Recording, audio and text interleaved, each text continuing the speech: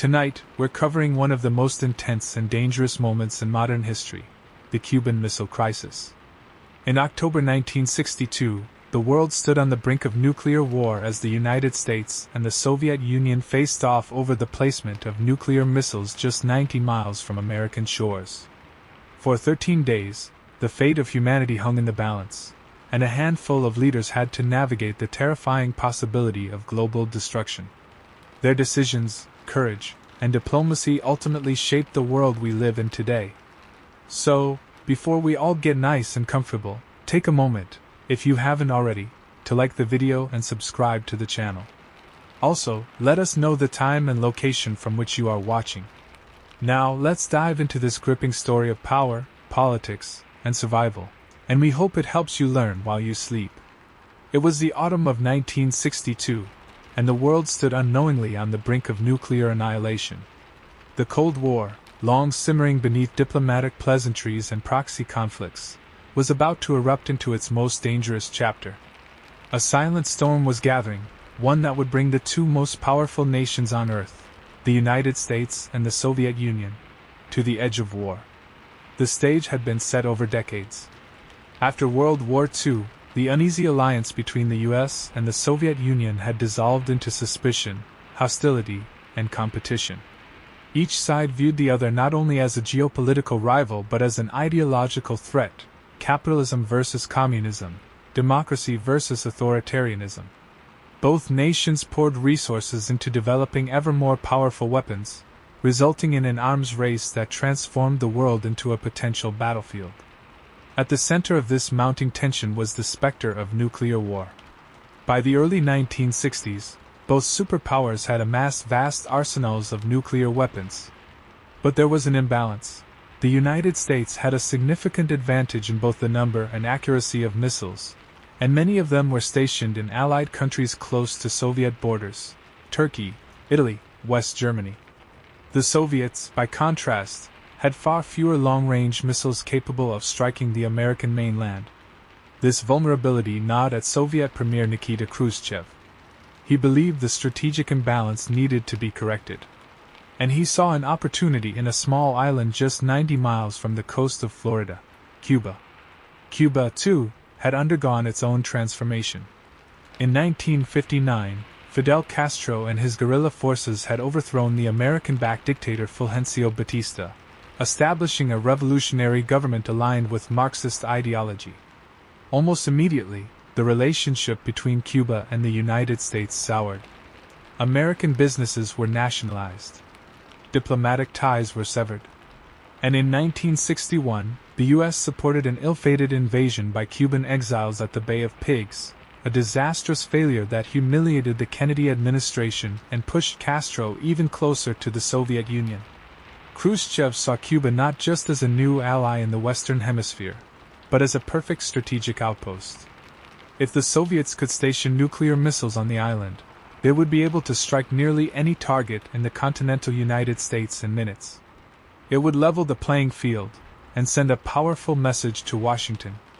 In the summer of 1962, under the cover of secrecy, the Soviet Union began shipping medium and intermediate-range ballistic missiles to Cuba, along with troops, equipment, and engineers to build the launch sites. The operation was codenamed Operation Unadir. Soviet cargo ships crossed the Atlantic under the guise of delivering agricultural equipment. But beneath the decks were weapons that could annihilate cities. The Cuban leadership, eager to deter another American invasion, welcomed the missiles. Castro believed that Soviet nuclear protection would guarantee the survival of his revolution and send a clear warning: Cuba was no longer vulnerable. But the secret wouldn't remain hidden for long. On October 14, 1962, an American U-2 reconnaissance plane, flying high above the island, captured photographic evidence of Soviet missile installations under construction in western Cuba. The images were clear. The missiles were unmistakable. President John F. Kennedy, informed the next day, was faced with the most terrifying reality any U.S. leader had ever encountered. The enemy now had nuclear weapons pointed at the heart of America, and they could be ready to launch in a matter of days. What followed would become one of the most tense and dangerous moments in human history. The world was about to hold its breath. On the morning of October 16, 1962, President John F. Kennedy entered the cabinet room at the White House to attend what was, on the surface, just another intelligence briefing. But this meeting would be different. Waiting for him were top advisors, intelligence officials, and senior military officers, grim-faced and tense. The room fell silent as the photos from the U-2 reconnaissance flight were laid out before him. The images showed unmistakable evidence: Soviet medium-range ballistic missile sites under construction in Cuba. Launchers. Trucks. Fueling facilities. Some missiles could be operational within a week. Kennedy leaned over the photographs, expression unreadable. "So this is real?" he asked quietly. It was real. The Soviet Union had moved nuclear weapons into the Western Hemisphere, placing much of the U.S. population within a 10-minute strike range. Washington, New York, Chicago, Dallas, all potentially within reach. The room buzzed with urgency. The president had to decide how to respond, and fast. But the options were complex, and each carried enormous risks. The group tasked with helping him navigate the crisis would become known as ExComm, the Executive Committee of the National Security Council. It included some of the most powerful and experienced figures in government: Robert McNamara, Secretary of Defense; Dean Rusk, Secretary of State; Robert F. Kennedy, the President's brother and Attorney General; General Maxwell Taylor, Chairman of the Joint Chiefs of Staff, and many others. Almost immediately, two competing strategies emerged. Some, especially the military leaders, urged an immediate and forceful airstrike to destroy the missile sites, possibly followed by an invasion of Cuba. The Joint Chiefs believed this was the only way to remove the threat completely. "If we don't act now," they argued, "we'll look weak. The Soviets will think they can do whatever they want." Others were more cautious. They warned that a direct military strike, especially without warning, might kill Soviet soldiers on the ground and provoke a broader conflict with the Soviet Union. An invasion of Cuba could trigger a Soviet retaliation not in the Caribbean, but in Berlin, a flashpoint that had nearly led to war already.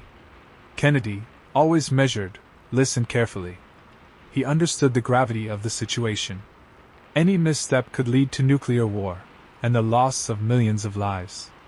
The challenge wasn't just how to remove the missiles, it was how to do it without unleashing global catastrophe. Over the next few days, ExComm met repeatedly, often in secret, weighing options late into the night. Ideas were proposed, debated, rejected, and revised. One suggestion began to gain traction: a naval blockade. But calling it a blockade would be a problem. In international law, a blockade is considered an act of war. Instead, they coined a different term: quarantine. The plan was to deploy U.S. Navy ships around Cuba to stop and inspect all Soviet vessels, preventing any more weapons from reaching the island. It was a measured response. It would show strength without initiating open conflict. And it would give Khrushchev a chance to back down. But it was also a gamble. No one knew how the Soviets would respond. By October 20th, Kennedy had made his decision. He would address the American people and the world on live television, something no president had ever done to announce a nuclear crisis. The words would have to be careful, forceful, but not panicked. The eyes of the world would be on him. The countdown to confrontation had begun. At 7 p.m. Eastern Time on October 22, 1962, Americans gathered around their television sets. Families sat in living rooms, dinner forgotten, eyes fixed on the screen. They had no idea what was coming, only that the president was about to address the nation in an unscheduled, urgent broadcast. When the camera came on, President John F. Kennedy appeared calm but resolute. He looked directly into the lens, his voice steady, his expression grave. What he said in the next few minutes would shake the world. "Good evening, my fellow citizens," he began. "This government, as promised, has maintained the closest surveillance of the Soviet military buildup on the island of Cuba." He laid out the evidence: photographic proof of Soviet nuclear missiles being installed in Cuba, and the threat they posed to every major American city. He announced that the U.S. would impose a naval quarantine around the island to prevent the delivery of additional offensive weapons. Any ship carrying such weapons would be turned back or, if necessary, stopped by force. He made it clear, this was not just about Cuba. This was about the survival of the world. The purpose of these bases, Kennedy warned, can be none other than to provide a nuclear strike capability against the Western Hemisphere. He called on Soviet Premier Nikita Khrushchev to remove the missiles and warned that the United States would consider any nuclear missile launched from Cuba as an attack by the Soviet Union itself, requiring a full retaliatory response. Across the nation, and around the globe, the effect was immediate. People were stunned. Fear spread like wildfire. Lines formed at gas stations. Grocery stores were emptied. Bomb shelters were restocked. Parents tried to explain the unexplainable to their children. For the first time in history, the possibility of nuclear war felt real, not as an abstract fear, but as something that could begin any hour. In Moscow, the speech was received with anger and confusion. Khrushchev, who had not yet publicly acknowledged the presence of the missiles in Cuba, now found himself exposed. The Americans had caught them in the act, and instead of striking first, they had gone public and appealed to the court of world opinion. The world's press exploded with headlines. U.S. confronts Soviets over missiles in Cuba. Kennedy demands removal of nuclear threat. Quarantine begins, war possible. At the United Nations, U.S. Ambassador Adlai Stevenson dramatically confronted his Soviet counterpart, Valerian Zorin, demanding to know whether the Soviets had placed missiles in Cuba. When Zorin refused to answer, Stevenson famously declared, "I am prepared to wait for my answer until hell freezes over."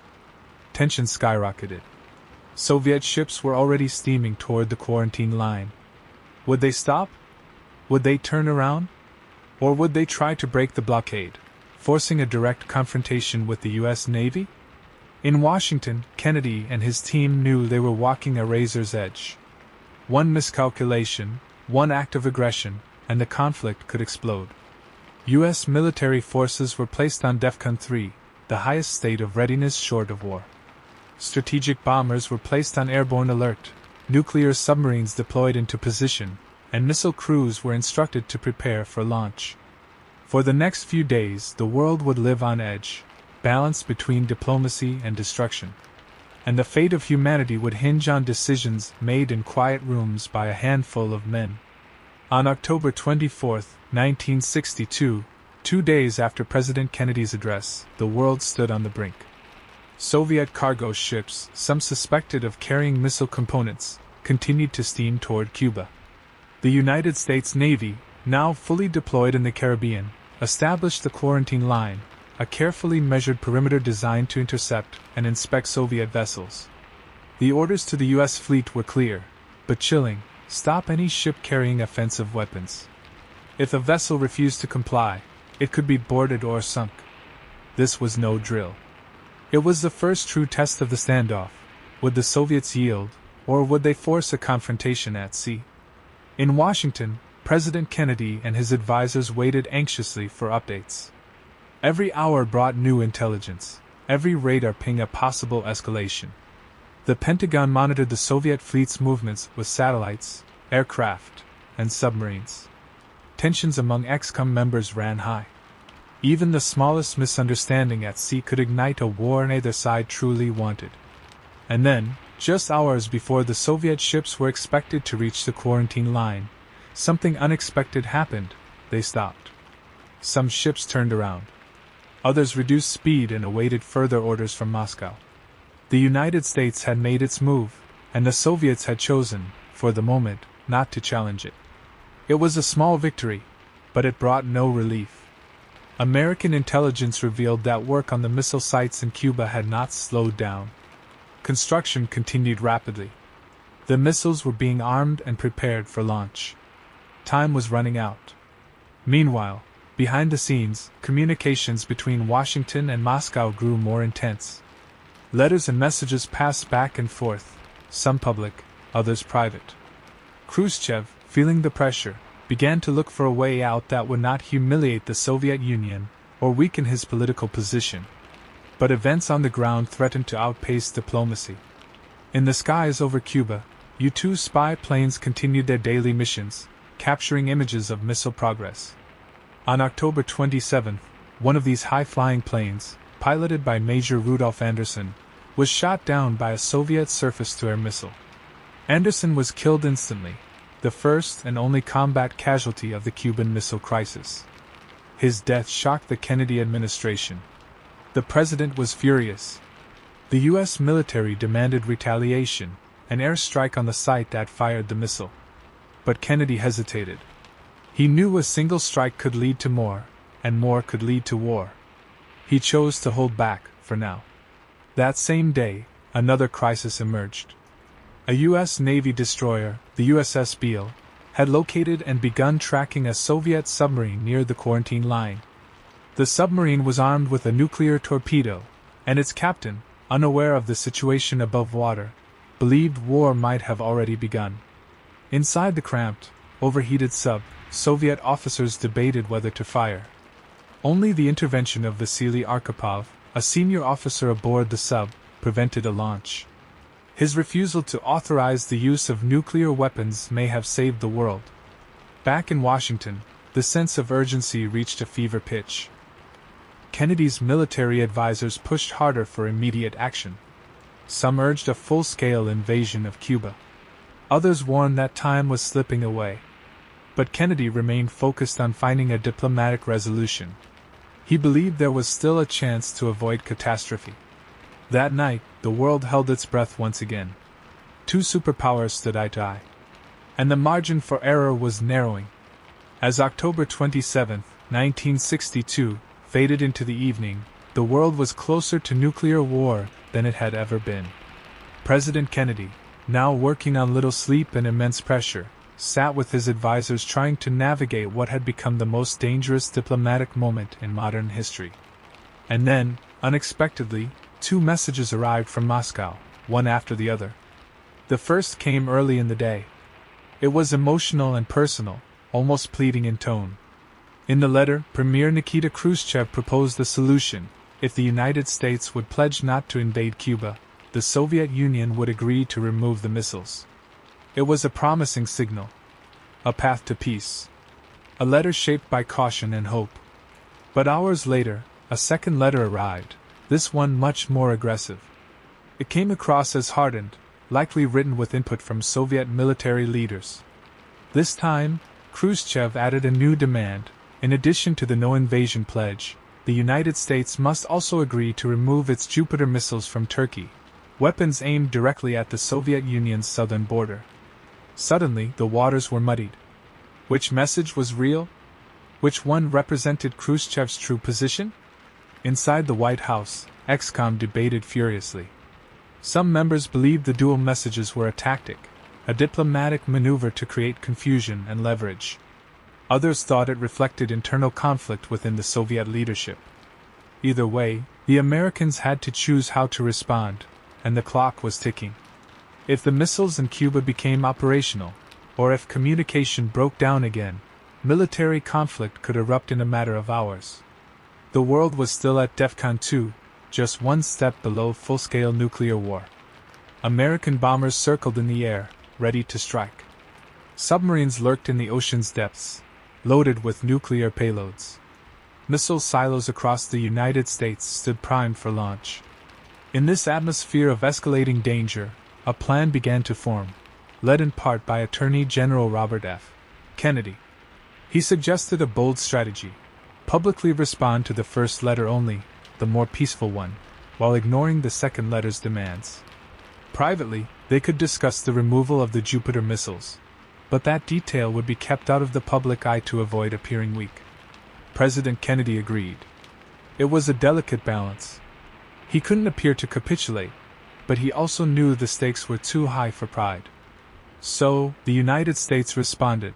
The president would pledge not to invade Cuba, and in return, the Soviet Union would remove its missiles from the island. At the same time, RFK met secretly with Soviet Ambassador Anatoly Dobrinin, where he carefully conveyed that the Jupiter missiles in Turkey would be removed in due time, but not as part of any public deal. It was a risk. a calculated gamble.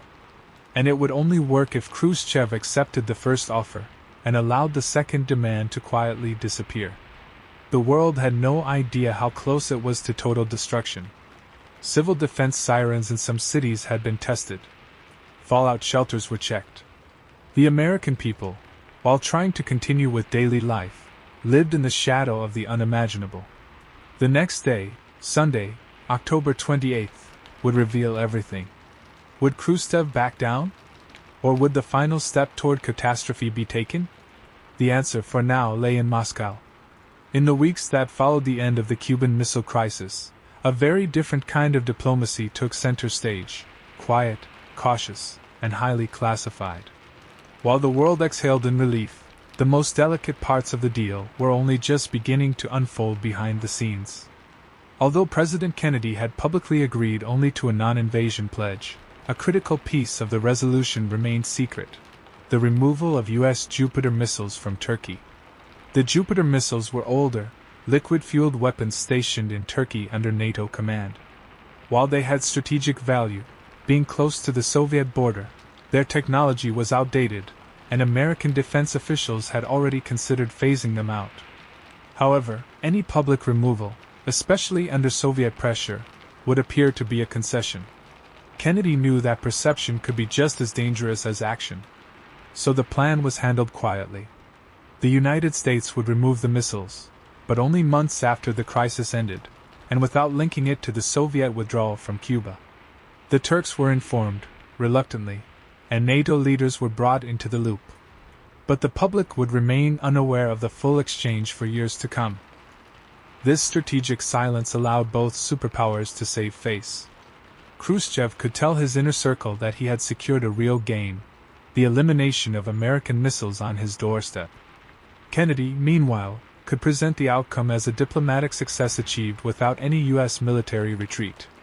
Yet behind the calm exterior, both leaders had paid a personal and political price. In Washington, Kennedy's leadership was strengthened. Despite criticism from some military officials who believed the U.S. should have invaded Cuba, many recognized that he had prevented nuclear war. His approval ratings soared. But the experience had changed him. He had stared down the possibility of mutual destruction, and had seen how quickly events could spiral out of control. He began to speak more often about peace, nuclear responsibility, and the shared interests of mankind. In the coming year, he would deliver one of his most famous speeches at American University, urging a reevaluation of how the world approached conflict. For, in the final analysis, our most basic common link is that we all inhabit this small planet. We all breathe the same air. We all cherish our children's future. And we are all mortal. In Moscow, Khrushchev had preserved peace, but at a steep cost to his prestige. Hardliners in the Kremlin saw the outcome as capitulation. Though he had managed to secure Cuba's sovereignty and force the Americans to quietly remove missiles, the optics of backing down, especially after a very public confrontation, hurt his authority.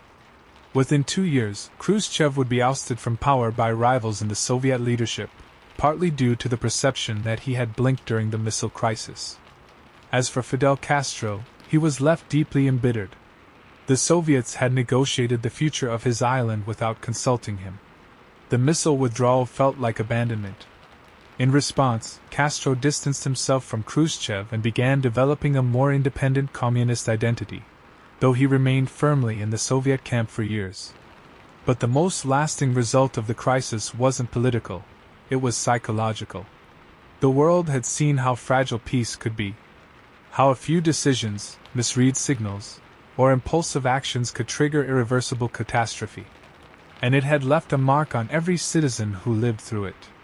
In schools, students participated in duck and cover drills again. Families restocked fallout shelters. Scientists and philosophers wrote about the delicate balance of mutually assured destruction. The terrifying truth had been laid bare. In the nuclear age, a misunderstanding could end civilization. The world had survived the Cuban Missile Crisis. But it would never be the same again. As the immediate danger of the Cuban Missile Crisis receded, the global community reacted with a mix of relief, reflection, and alarm. Never before had the world come so close to nuclear war, and never before had that threat been so vividly understood by people in every corner of the planet. In Europe, where memories of World War II were still fresh, the crisis reinforced the terrifying reality: the continent remained a potential ground zero in any US-Soviet conflict. NATO allies praised President Kennedy's handling of the situation but also began to question their own vulnerability. The knowledge that Washington and Moscow had nearly unleashed their arsenals without fully consulting their allies left many European leaders uneasy.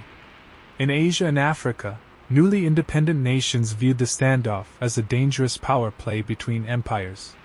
Many countries in the non-aligned movement, led by leaders like Jawaharlal Nehru and Gamal Abdel Nasser, criticized both superpowers for bringing the world to the brink of destruction. They called for disarmament, diplomacy, and a move away from Cold War polarization. The United Nations, caught off guard by the sudden escalation, had played only a minimal role in resolving the crisis. Still, the Security Council's dramatic confrontation, especially Ambassador Adlai Stevenson's showdown with Soviet envoy Valerian Zorin, left a powerful impression. It reminded the world of the need for transparent diplomacy and peaceful conflict resolution. Public opinion in the United States underwent a profound shift. In the days following the crisis, newspapers published in-depth retrospectives, maps of missile ranges, and first-hand accounts from advisors, pilots, and military personnel. Editorials praised Kennedy's restraint while warning that the next time, the world might not be so lucky. Schools reintroduced civil defense drills. Families discussed evacuation plans and stocked emergency supplies. Even Hollywood responded, with films and television exploring the fear and anxiety of nuclear war. A generation of children grew up under the looming concept of mutually assured destruction, a doctrine built on the unthinkable idea that peace was maintained not through trust, but through the certainty of total annihilation if either side struck first. Meanwhile, arms control took on a new urgency. The sheer closeness of nuclear war convinced leaders on both sides that a framework for future crisis management was essential. The establishment of the Washington-Moscow hotline in 1963 allowed for direct communication between the two superpowers, bypassing the delays and misunderstandings of traditional diplomatic channels. More significantly, both nations began to talk about nuclear test bans. In August 1963, less than a year after the crisis, the Partial Nuclear Test Ban Treaty was signed. It prohibited nuclear tests in the atmosphere, underwater, and in space, a modest but important step toward reducing global tensions and radioactive fallout. Historians, analysts, and political scientists studied the crisis from every angle. Books and articles poured out, dissecting Kennedy's leadership, Khrushchev's strategy, and Castro's role. The crisis became a case study in brinkmanship, deterrence, and the psychology of leadership under pressure. What emerged most clearly from these examinations was how narrow the margin had been. The decisions of a few men in a few critical hours had determined whether the world would continue or end in radioactive fire. The fact that Major Rudolf Anderson's death had not triggered retaliation, or that Vasily Arkhipov had refused to authorize a nuclear torpedo strike, was not the result of design, but of human judgment and chance. The world had dodged a bullet, not because of doctrine, but because a handful of individuals had chosen restraint over aggression. In that realization came a sobering truth: the systems designed to manage nuclear weapons were not foolproof. And next time, humanity might not be so fortunate. The Cuban Missile Crisis didn't just end a confrontation. It began a transformation in how the world thought about nuclear power, diplomacy, and global survival. From government offices to university classrooms, the crisis became a source of study, speculation, and serious re-evaluation. In the United States, the experience deeply influenced President John F. Kennedy. Though he had been praised for his calm leadership, he knew how close the world had come to disaster. In private, he spoke of the horror he felt during those 13 days, how he and Khrushchev had been playing a game in which millions of lives were the stakes. That sense of responsibility shaped the rest of Kennedy's presidency. In speeches and interviews, he began to emphasize the need for dialogue with adversaries, and the dangers of blind escalation.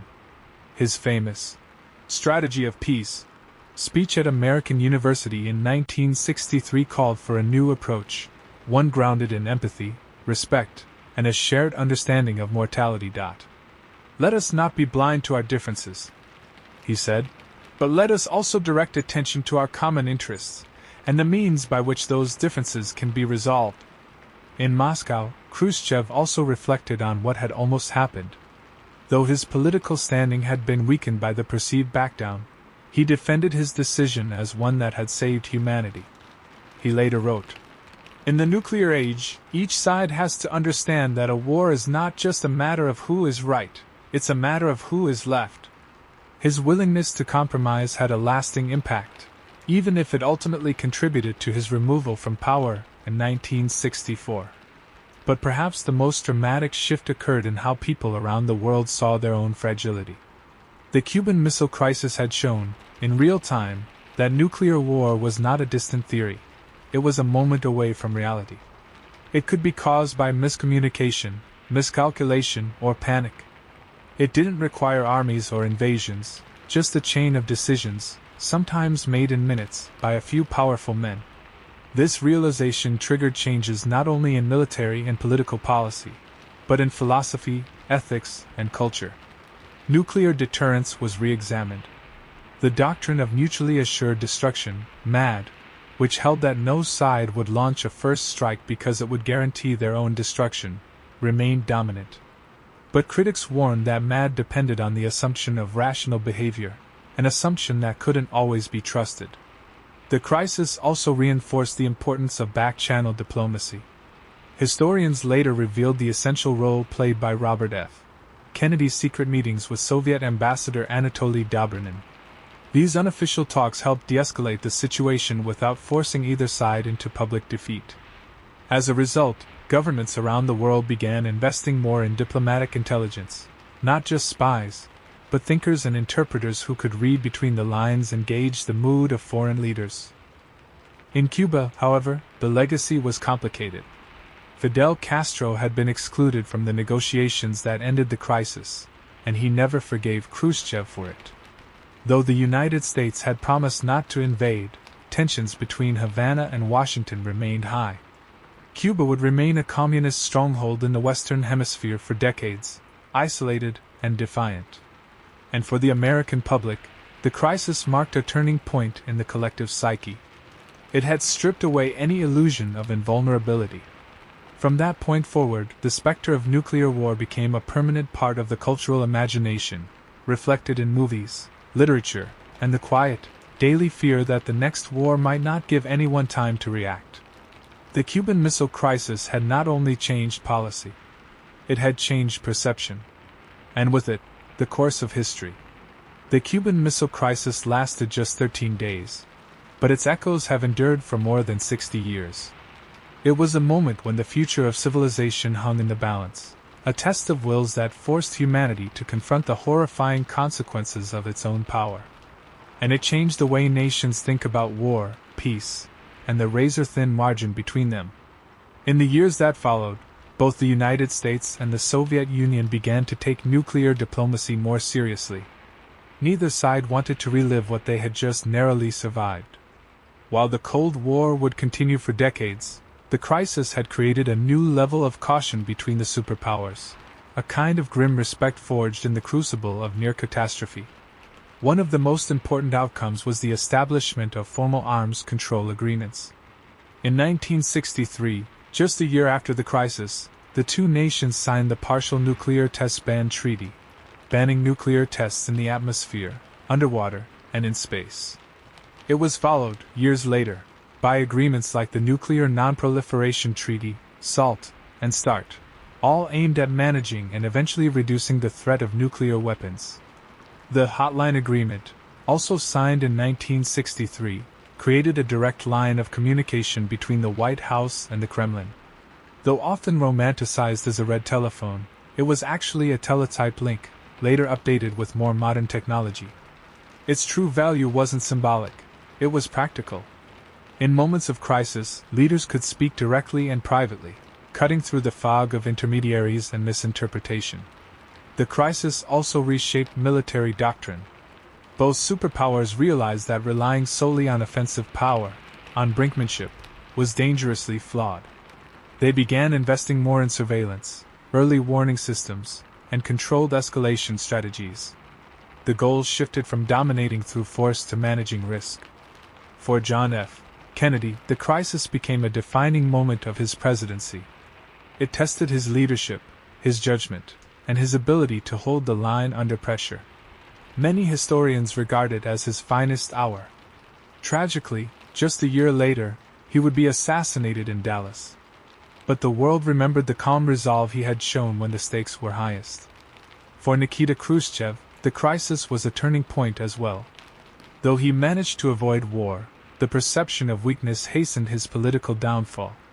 He was removed from power in 1964. Still, in his memoirs, he defended his decision, writing, "We were like two men standing with their fingers on the trigger. One must show restraint." And for the average citizen, American, Russian, Cuban, or otherwise, the crisis brought home the unsettling truth that their lives could be upended by decisions made behind closed doors, thousands of miles away. It was a sobering reminder of how vulnerable modern society had become. Over time, the world changed. The Cold War ended. The Soviet Union collapsed. But the lessons of 1962 remained. Every time tensions rise between nuclear powers, whether in Asia, Europe, or the Middle East, leaders and historians alike look back to the Cuban Missile Crisis. They study it not just as a historical event, but as a guide for survival. Because what happened in those 13 days proved something crucial.